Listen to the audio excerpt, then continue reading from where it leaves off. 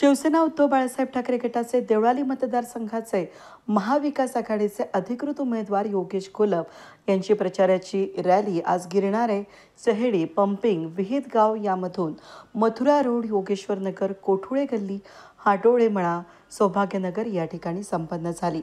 त्यांना मतदारांनी उत्स्फूर्त प्रतिसाद दिला।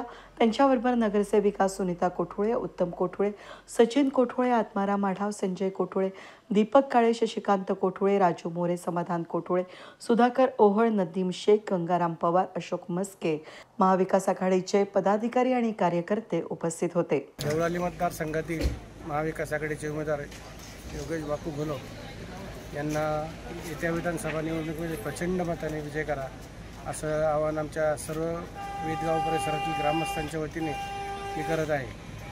गेली पाच वर्ष योगेश घोलपांनी मतदारसंघात अत्यंत चांगल्या प्रकारे काम केलं।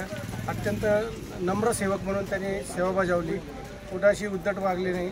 त्याच्यामुळे लोक आजही त्यांच्याबद्दल खूपच सहानुभूती दाखवत आहे आणि येत्या निवडणुकीमध्ये मशाल चिन्हावर लोक शिक्का मारून प्रचंड मतांनी विजय करतील असा आम्हाला ठाम विश्वास आहे। महाविकास आघाडीचे उमेदवार योगेश बबनराव घोलप यांच्या आज प्रचारार्थ आम्ही विहितगाव आणि संपूर्ण जी 80 खेडे आहे त्यामध्ये फिरतो आहोत। भरपूर प्रतिसाद आहे। नम्रता, सहनशीलता, योग्यता या सगळ्या गोष्टींचा तपास करून सर्व मतदार योगेश बापू घोलप यांना विजयी करतील यामध्ये काही शंका नाही।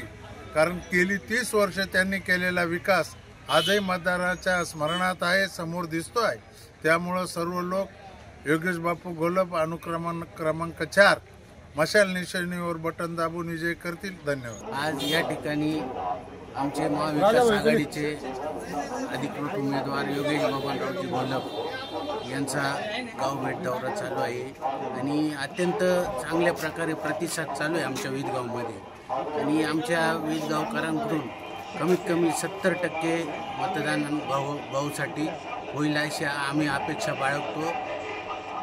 बापू घोलपला आपण 70% मतदान या भागातून देणार आहे, तर 100% बापूचा विजय निश्चित झालेला आहे।